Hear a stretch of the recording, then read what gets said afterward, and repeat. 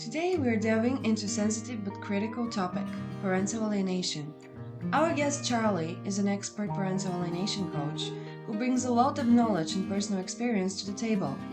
Join us as we discuss what parental alienation is, its common causes, and how societal and policy factors play a role. Hello, Charlie. It's really nice having you here on my podcast, The Colors of Parenthood. Could you please start by introducing yourself and share a bit about your background? Certainly. Hi, Margarita. Well, first of all, thank you very much for having me on this podcast. It's an honor and a pleasure. So my name is Charlie McCready. I am a parental alienation coach, and I have been through parental alienation personally, which is kind of the main reason why I've decided to flip careers a few years ago and now concentrate on helping parents because there's a lot of pain that they go through, which is unnecessary. So I'm sure that's something we'll be talking about this morning. Yep. Could you also share a bit more about what is parental alienation? Because I know that many people would know it, but there would be someone that are unfamiliar with it. And after you explain it, I know it makes a lot of logic. Could you please describe it? Yeah, absolutely. So parental alienation is something that is actually very poorly understood by the general population. About 6 to 8% of people experience this, but because there's so little awareness, a lot of people don't even know that they're going through parental alienation. So basically, what it is where one parent is turning the children against you intentionally as a mechanism to hurt you. Now, there's a difference between alienation and estrangement. People often use these terms interchangeably. Estrangement is where we do something that damages the relationship with our child, and that has completely different ways of tackling it. But alienation is being done often by the other parent, but it can also be step parents, it can be grandparents, it can be siblings. There's a very wide range of people who um, turn out to be alienators. And again, we'll start getting into the detail of what that actually looks like in the course of the next hour. Yeah. Thank you. And because you said so, what is that? 6 to 8% of the population? Yeah. Okay. And what are the main reasons that pop up in your head of why is it happening? So the people who are prone to alienate, a lot of them have got mental disorders, so that they might suffer from cluster B. We see a lot of narcissism. And what's really going on is that these are individuals who've been typically traumatized when they're young. They've never dealt with it, and they're basically coming into their adult lives feeling very insecure, very vulnerable. And we see this manifesting in behaviors like coercion, bullying, manipulation, wanting to control the people around them, being very volatile. And so when they feel threatened, as in their security is threatened, they turn to the things that are going to hurt the people around them. And in this instance, that they are quite happy to weaponize the children, so turn the children against us, just as a mechanism to try and control us, to try and hurt us. So that's kind of how it manifests. Hmm. Okay, and I got curious before we continue further. I wanted to ask you what was your previous career and how exactly, within your experience, did you know about parental alienation before, or did you start learning more and more because you've experienced it? So my previous career had absolutely nothing to do with what I do at the moment, but there is a bizarre link. So I used to be a management consultant, and I used to go in and advise very senior level people in large organizations how to run their businesses.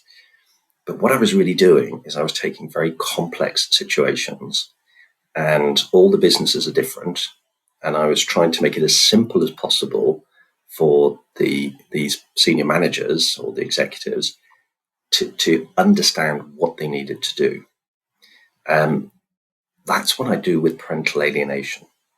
I take a very complex subject.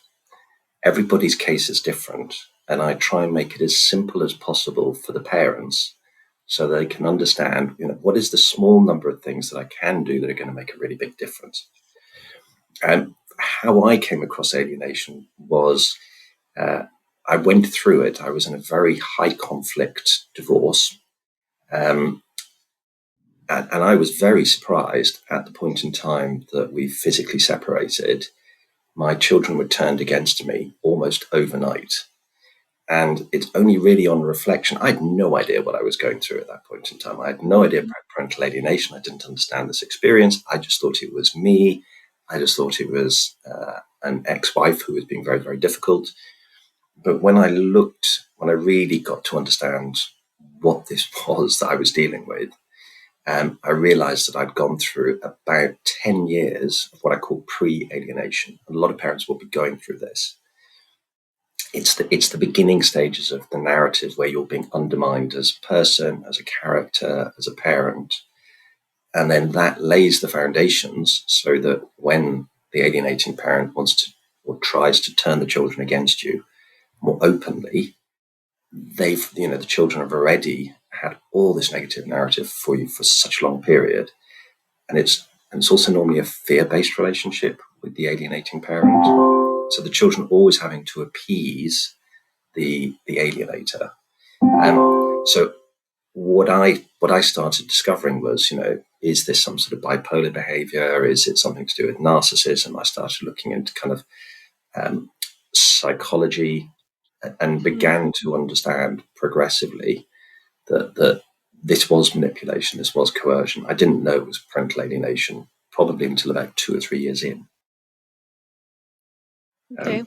But the big thing is there's a huge amount of psychological stress for the parent going through this, as well as the children going through this. And that's the thing that we can do a lot to help. Unfortunately, you can't fix alienators, narcissists, and people with those sorts of psychopaths. Some of them are very difficult people to cure, but you can do something about what your experience is, and you can also help your children. Yeah. It sounds like a really traumatic, complex thing to happen. So I'm curious, with your clients, when they come to you, were they aware of parental alienation before, and how did they came across you? So I think the vast majority of them are coming through me through social media because they're in a similar situation that they're looking for answers, and most of them literally just stumble across it, by accident, and or they'll read something that says, here's an overview of parental alienation. It'll, outline what are the key characteristics, and they'll suddenly realize, oh my god, this is what I'm experiencing, and then they'll start looking for a lot more information on alienation, and that's typically when they start reaching out to me. Okay. And because you said before alienation, are there any type or different degrees, or is it a spectrum? Could you share a bit more? Yeah, certainly. So there, from the child's, so there are three parts to alienation. The first part is you have the person doing the alienating, Hmm. as a parent or a sibling, sorry, not a sibling, but as a step parent, even a sibling or a grandparent. They, in understanding who that person is, it's very helpful to look at these psychological disorders because you can look at narcissism. That will give you some great insights as to what are the sorts of things they're likely to do, and then layer in who they are as an individual. So, what past traumas have they had? What is their character? What is the sort of stuff that they will typically do? And between those two, you'll normally get a pretty good idea as to what sort of actions they're likely to take in the future. Um, the second key area is the child's experience. So you tend to see this kind of sit somewhere on a spectrum. So on one end, you've got what I would call mildly alienated, and this is where an alienator is trying to turn the kid against you, but they're not doing it too aggressively. And the sorts of behaviors you'll see in your child is they'll just be a little bit uncomfortable with you. They might be a little bit rude. You might notice your parent-child relationship changing, but it's uncomfortable but bearable. Um, a moderately alienated child is accentuating a lot more of those behaviors.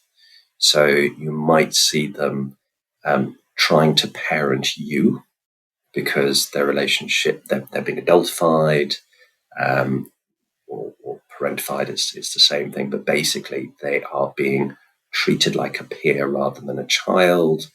They're being involved in all of the divorce matters. They're being involved in finance. Some of these kids end up parenting the alienator, and that changed the whole relationship. That also often makes them feel empowered with us. They're being told you don't have to do what your mum says, or you don't have to do what your dad says. And also, they they know that being in our company is going to be upsetting for the alienator who's trying to damage the relationship. So at a subconscious level, the time they spend with us it makes them deeply uncomfortable. And this is why we get these kind of reactions, the rudeness, the obstreperousness, the aloofness. They'll cut themselves away in their room. And it's all coping mechanisms to deal with the pressure that's being put on them by the other parent. Mhm. And then there is severely alienated. And this is normally at the point in time that the kids will cut contact off with us as the alienated parent. Um, they'll often do things like that. They will stop visiting us. They might cut us off on their telephone and social media. Sometimes they will still allow us to send them text messages and WhatsApps, but they won't respond. And when they're doing that, they're basically leaving the door open to give us the opportunity to demonstrate that we're still there for them. But they don't respond because they're afraid that if they do, that will be sort of crossing a line. It'll get them into trouble with the alienating parent.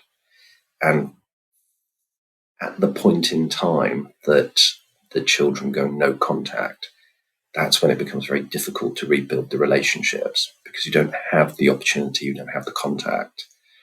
And that's the highest risk for parents. So if a child is no contact, there is a possibility that they might remain no contact for very long periods of time.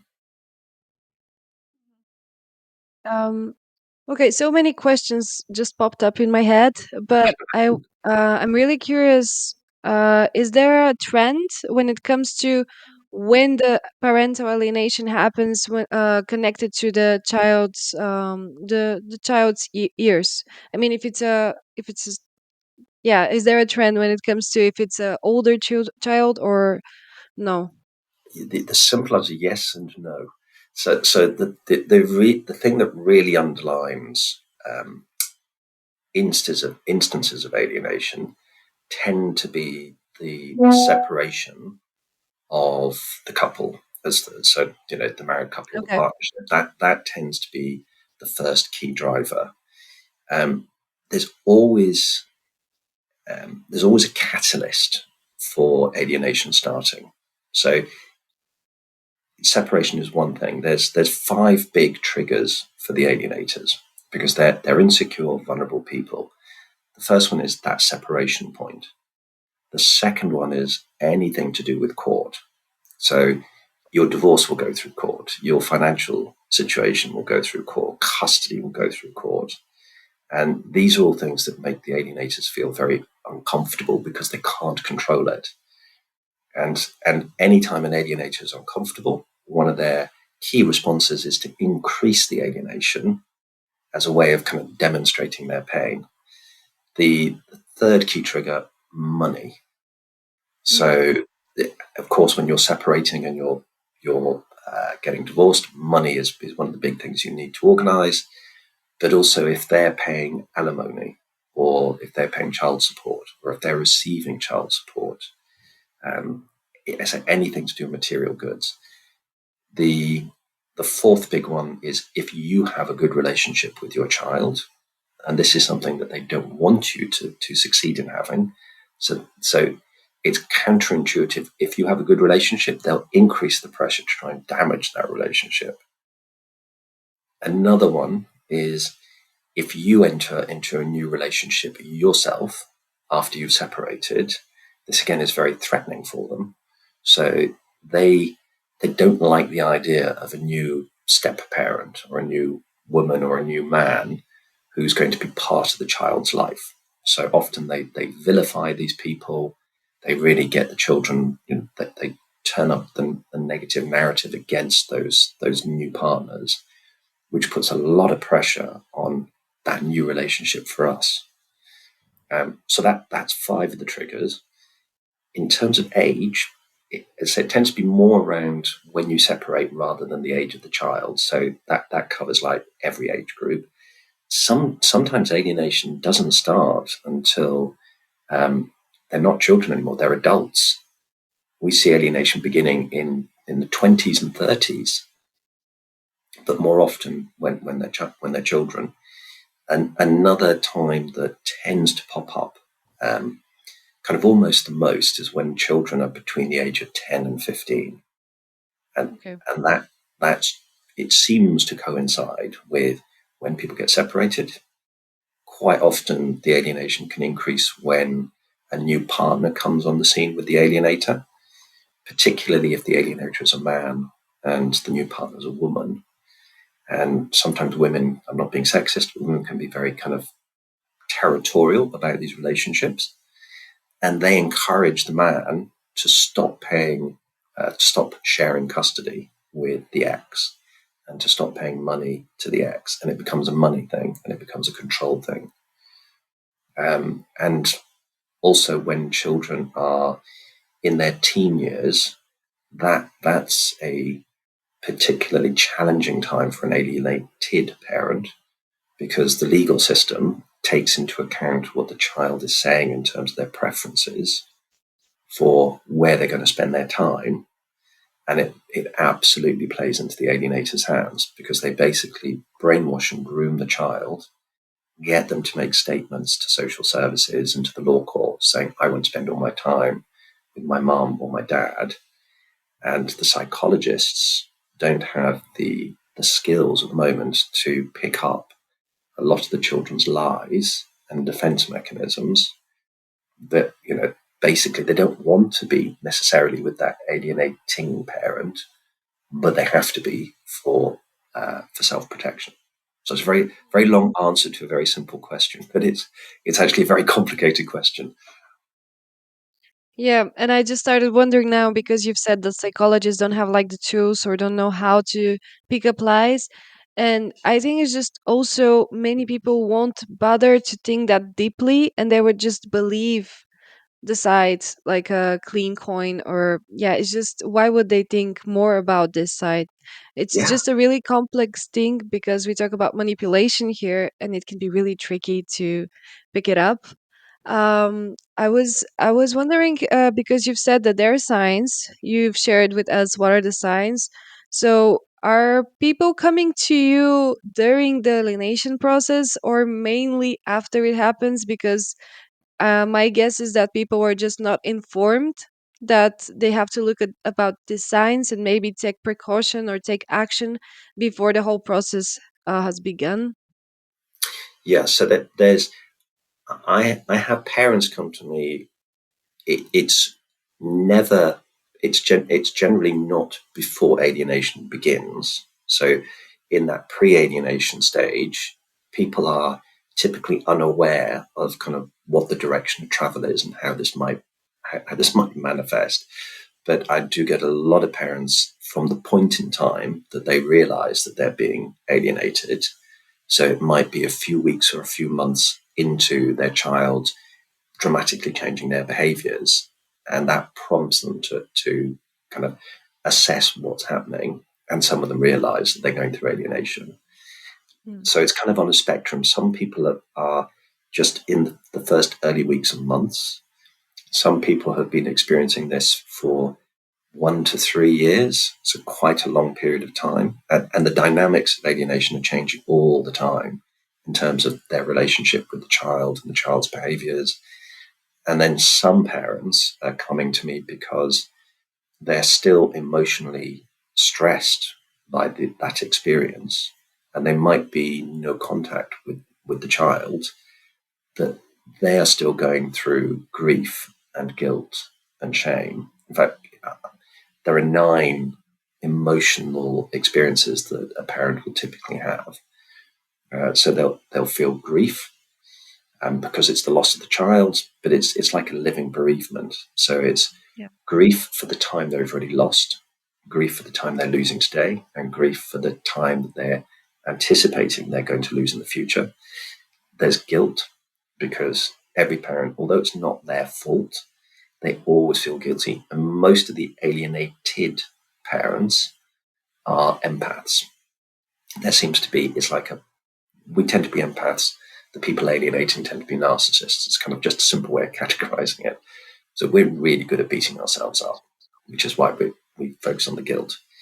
For women, there's a lot of shame, because the other women around them, particularly, will say, why is it that your child is not with you and they're with the other parent? You must be a really bad mum for this situation to have happened. So there's a lot of judgment for them. Then there's isolation, because the world around you does not understand it. So you can't talk to friends, you can't talk to family, you don't get the support from the psychologists, the social services, the judges, the lawyers. There's a lot of powerlessness, because whatever you do will be turned against you by the alienating parent. There's also anger, because we get very, very emotionally upset about it. There is injustice, which is probably one of the biggest reactions that people have. And then there's anxiety and fear. So there's a there's a lot going on. I call it the emotional roller coaster, Yeah. because there's all this stuff. There's this conversation going on in the alienated parent's head, and they're looping around. And when this conversation starts, it's really difficult to stop it. And they need help in understanding that all these things that they're feeling and all these emotions, a lot of them are actually related to their own insecurities and vulnerabilities and past experiences. And it's their own personal version of grief. It's their own personal version of injustice. And it's their own insecurities that are manifesting in how they experience alienation. So just to give an example, a lot of us are empaths. A lot of us are empaths because we had aloof parents, and we became people pleasers, because that was the way that we got the parent to look after us, to nurture us, to love us. But then that became our kind of the way that we interact with the world outside of us. So we're lacking a bit of confidence, we're lacking a bit of self-worth, we don't have very good boundaries, which is why we end up Yeah. with the narcissists. Um, and then we suddenly find ourselves with our child being alienated, who's now rejecting us in the same way that our parent might have rejected us. And so we start trying to people please our child, which further puts strain on the relationship, which puts more stress on the parent. So the poor parents who are going through this are really going through a very difficult emotional journey. So again, I'm giving very long answers, but there's a lot going on here. Yeah. Um, it sounds really traumatic, and um I can't imagine, and I don't want to experience it, but definitely because it affects how you feel with your children. And when you say bereavement or grief, I think the really not really shitty thing, excuse me, about happening here is that there is hope, and there will always be hope when people are alive, because with grievement, when somebody we lose the hope, we still grieve. So in that sense, this is even worse, because you're grieving something that is still there, Mm. because but not the relationship as it was before. So it's a really complex topic. And because you shared a bit about how women are more judged, is there any differences that you see between gender, and are there any trends when it comes who is the is there a trend of who is the more alienator and who is the alienated parent? So currently, And the statistics are quite difficult to get a hold of. And the reason is because it's still not recognised by the DSM-5 or the ICDC. Yeah. Coercion is, manipulation is, psychological abuse is, but parental alienation as a kind of a collection of how all these things contribute to the experience that we're having is not recognised. Nobody's spending money on doing the analysis, or very few people are spending money on doing the analysis.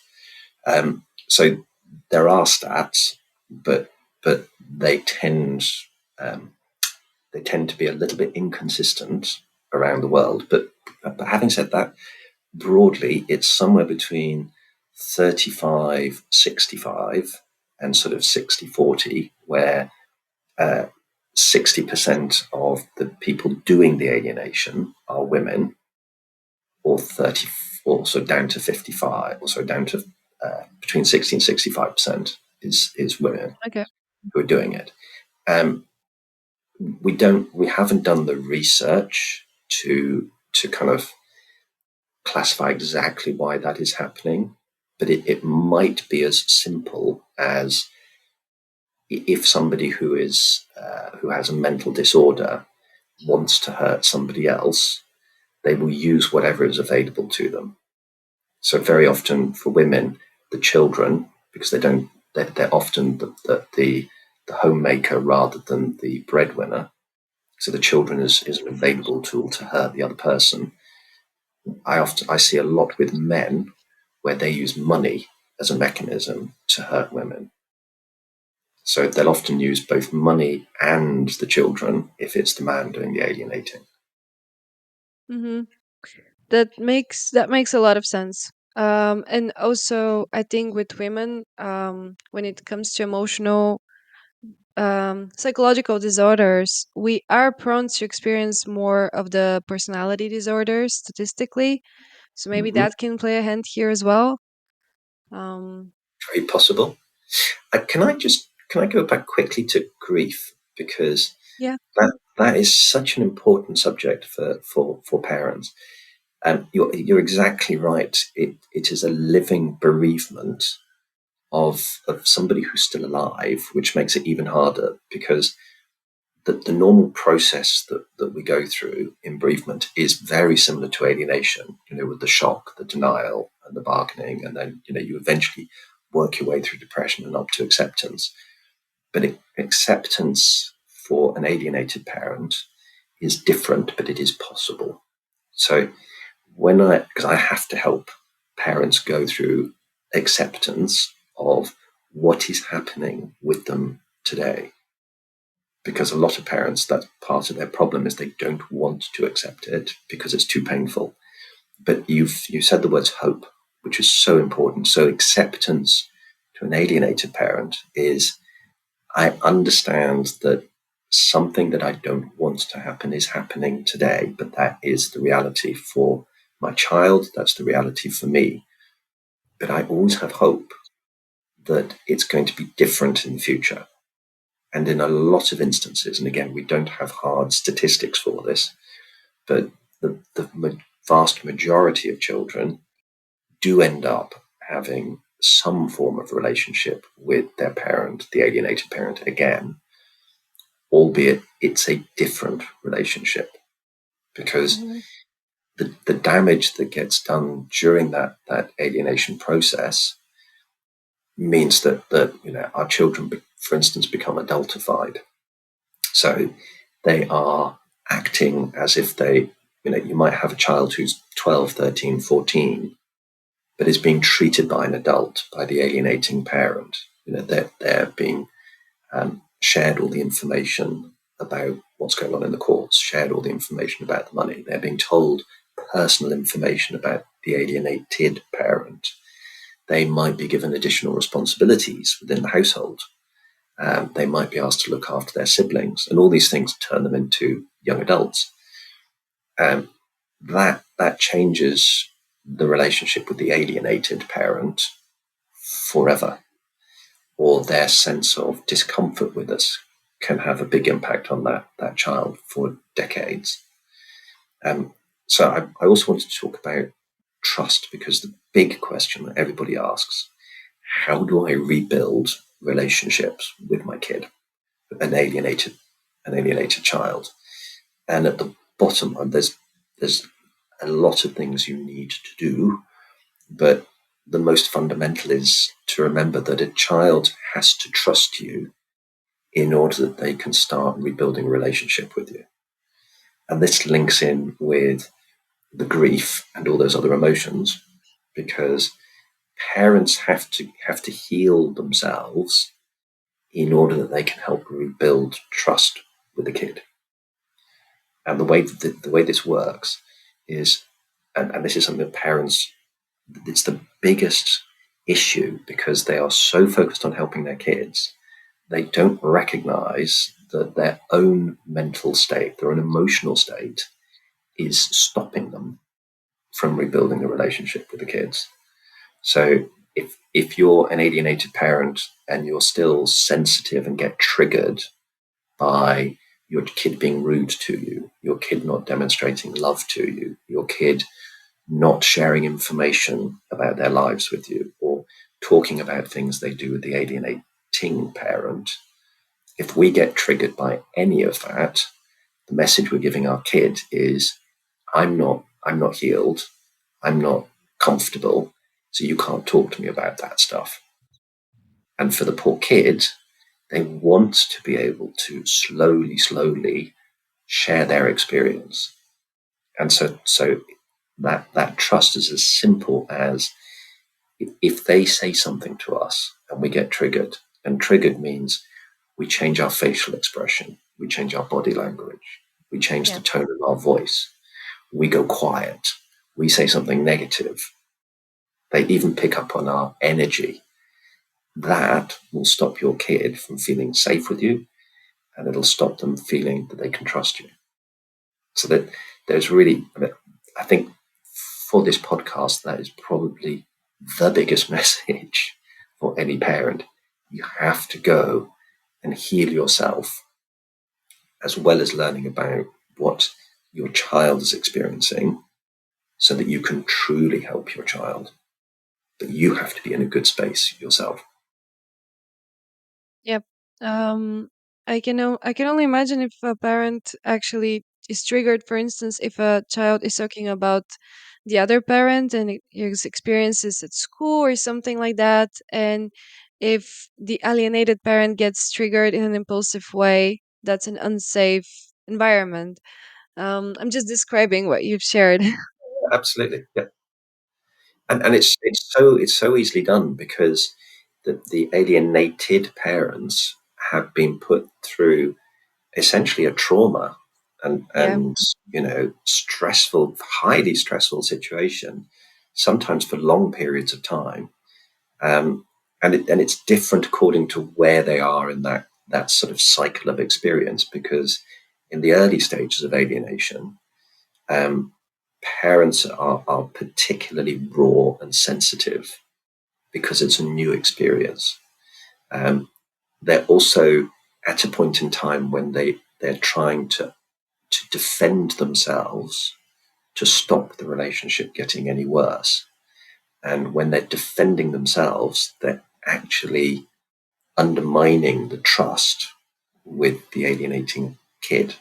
So it's harder to work with a parent who's only been experiencing this for weeks and months, because the parent, is so sensitive.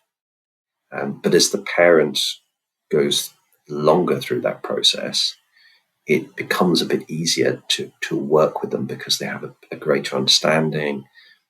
When I share insights about how their child is experiencing alienation, they can see this more clearly, and they just generally have and also they're exhausted from being emotionally fatigued, and they often have a stronger desire to come out of that state and to heal themselves, which is really, really important. Yeah. I can always see a lot of people that it's helping them to be informed and psycho educated, in a sense like this is happening. Maybe this also gives them a justifiable reason that something happened that they didn't expect and they couldn't prevent because they were not aware that it's happening. And you already touched upon a lot about that, but what are the main consequences? You said emotionally that they're traumatized, but are people getting out with a, a lot of like emotional damage? I mean, with trauma, but also post traumatic stress or anxiety or paranoia, because I can imagine that some people can get really paranoid that this can happen again, or being really stressed or anxious. Absolutely. I mean, in the I think a lot of parents end up on antidepressants, which Mhm. is not a good thing for them. The worst case scenario is there's a very high suicide rate, particularly in men who've been put through parental alienation because they just can't cope, and it is one of the hardest experiences possible because uh, our children, particularly for people who have a naturally empathetic nature, we are very attached to our children. We really love, care, and nurture and feel deeply connected. And when this is just removed from our lives, for a lot of people, it's like they have no life purpose anymore. And I literally see parents being, it's like they're zombified. They don't know how to cope with it, and it affects every waking moment of their life. And they're constantly thinking about what's going on in their, with their child, the impacts on their child. It's such a traumatic experience. It's very difficult for anybody who's not been through it to really appreciate just how deeply it affects us and how it affects us for a very, very long time. I would say um, most parents will probably be psychologically affected for decades, but even after they've reunited with their child, there's still sort of a tail end of the damage. Some parts of their relationship, it has been damaged forever, and we have to deal with that psychologically within ourselves, psychologically and emotionally within ourselves. Um, and before I go to my last question, I was wondering, would you say that the majority of people that search for help, for instance, your clients, are they rebuilding the trust in a sense with their children? Is it happening quite often if you search for help? So I think the biggest challenge for parents is, mm, because alienation is very counterintuitive, most parents are not doing the things that will help them to rebuild relationships with their kids.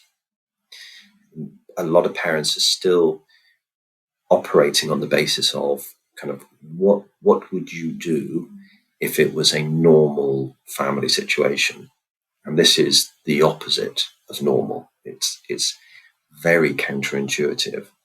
So parents need, this is why I say they really need to learn to understand what their child is going through.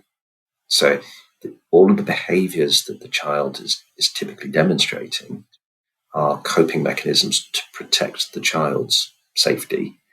And we have to remember that these children fundamentally still love us, but they're not being given permission to love us. And we have to look beyond their coping mechanisms to continue giving them to continue to nurture our children, to give them love Mhm. and support, which can be really difficult when your child is rejecting you, being rude with you, is not engaging with you, is cutting off from you.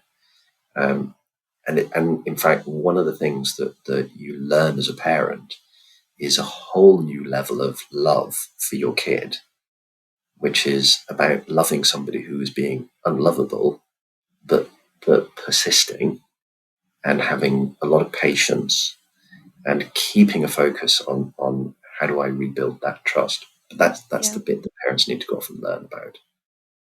Yeah. I just thought one thing that with children, I'd say, and with parents, those are the only people that for me love is unconditional, in a sense, because my mom gave birth to me and I love her unconditionally. There is no conditions there. I mean, in the natural sense that Yeah. it should be.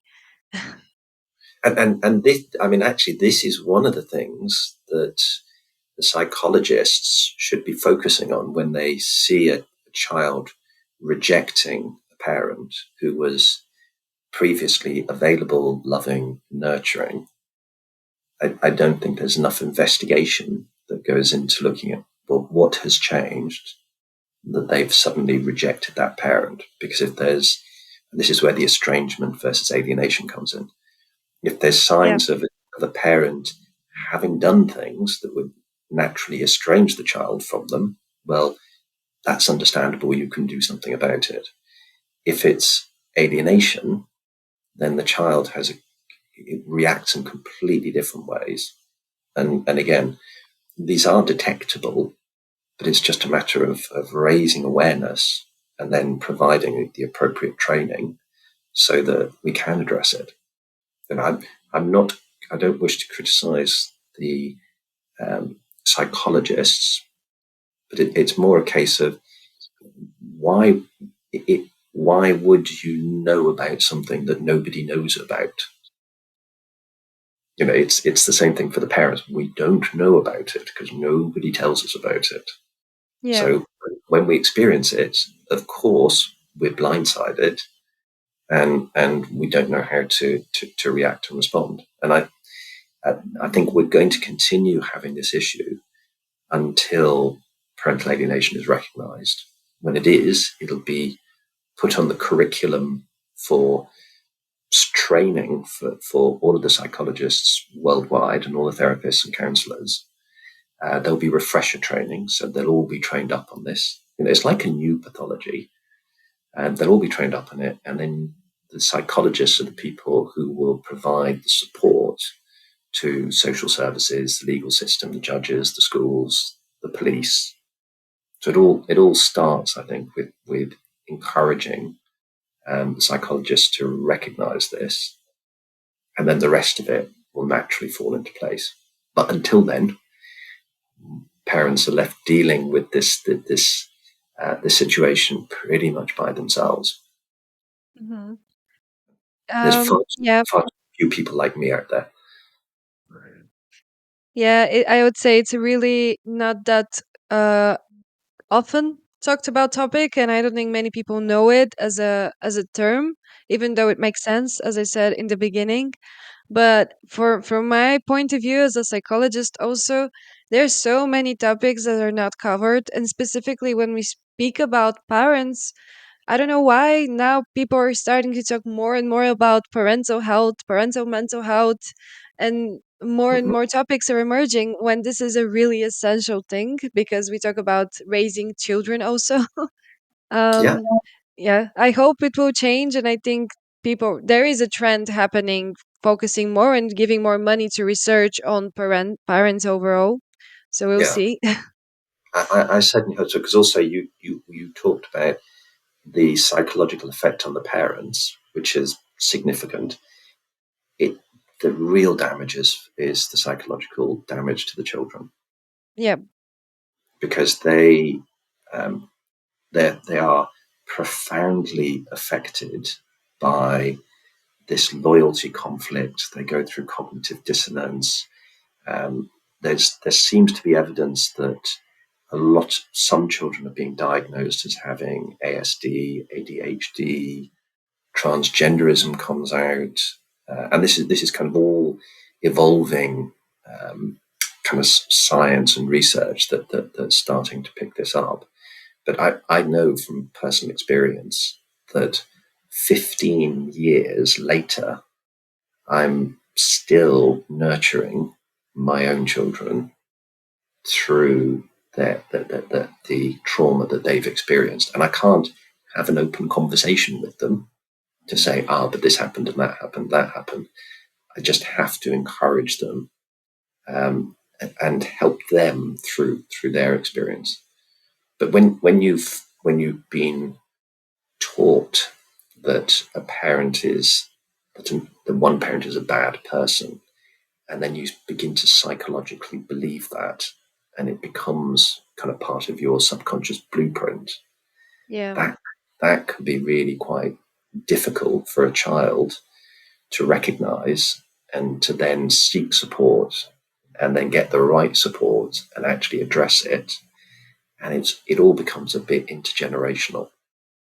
And I typically ask any parent, when it comes to the alienating parent, what was their childhood like? What was the relationship like with their parents? And you can often track this stuff back through their parents, their grandparents.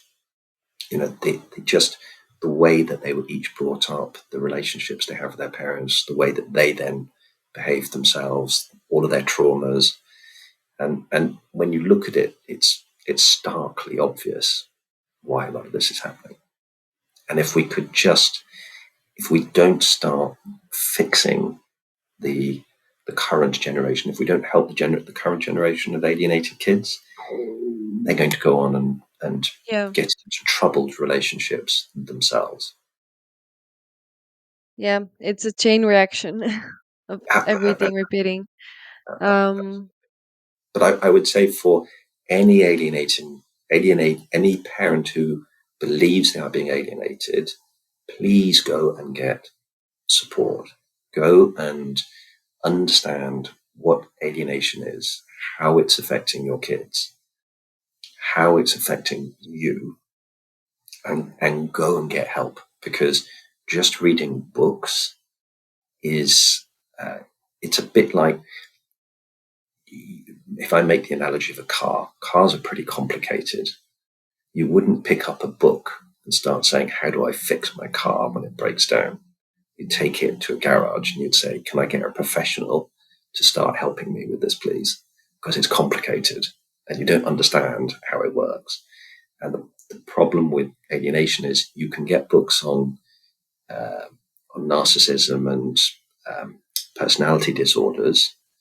You can get books on alienation. You can get books on your own emotional state, but you're pulling together different resources from different yeah. places that have not been designed to fit together holistically to explain to you about alienation. And the question you asked me right at the beginning, what did I do before, links back to this, which is basically my job today is I take all those different things and I put it together in an easy to understand format for the parents to say, yeah, I can take you through all the detail, but actually, if you just do these things, and this is why you need to do it, that will make an enormous difference for you with your specific experience of alienation.